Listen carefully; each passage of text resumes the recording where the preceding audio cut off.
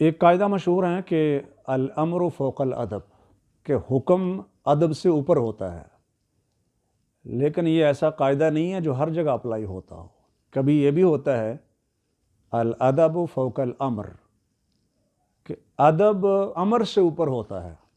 جب صلح حدیبیہ کے موقع پر یہ لکھا گیا کہ ھذا ما قاض علیہ محمد الرسول اللہ، یہ وہ بات ہے جس پر محمد الرسول اللہ نے فیصلہ کیا ہے، تو مشرکین مکہ نے کہا بھئی ہم آپ کو رسول اللہ تو مانتے نہیں ہیں۔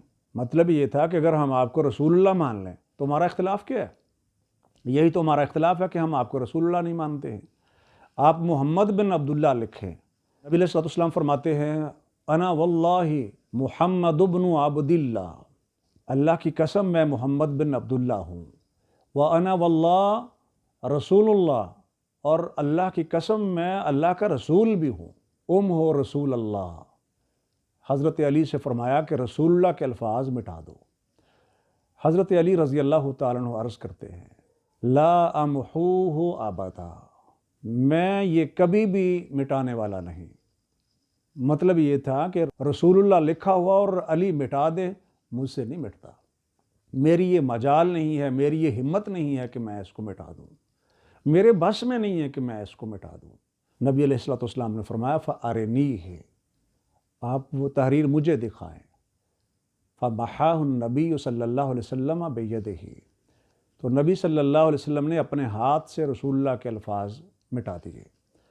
مطلب یہ تھا کہ میں رسول اللہ تو ہوں، اگر یہاں نہیں لکھیں گے تو بھی رسول اللہ ہوں۔ رسول اللہ کا لفظ مٹانے سے صلح ہو سکتی ہے تو اس میں کوئی حرج کی بات نہیں ہے۔ اسی طرح کی ایک مثال سیدنا ابوبکر رضی اللہ تعالیٰ عنہ سے متعلق بھی ہے کہ جب وہ نماز پڑھا رہے تھے تو نبی علیہ الصلوۃ والسلام تشریف لے آئے۔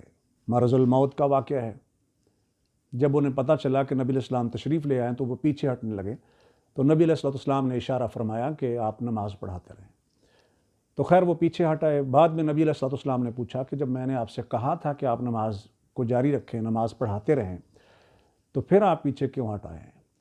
تو عرض کرتے ہیں کہ ابو قحافہ کے بیٹی کی مجال نہیں تھی ان یصلی بین یدی رسول اللہ، کہ وہ اللہ کے رسول کے آگے کھڑا ہو کے نماز پڑھائے، یعنی رسول اللہ مقتدی ہو اور میں امام بن جاؤں، یہ میرے بس میں نہیں تھا، مجھ سے یہ ہونے والا نہیں تھا۔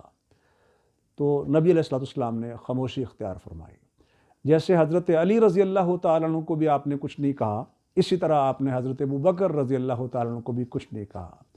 مطلب یہ ہے کہ نبی علیہ السلام کی محبت اور عقیدت میں ان کا یہ عمل درست تھا۔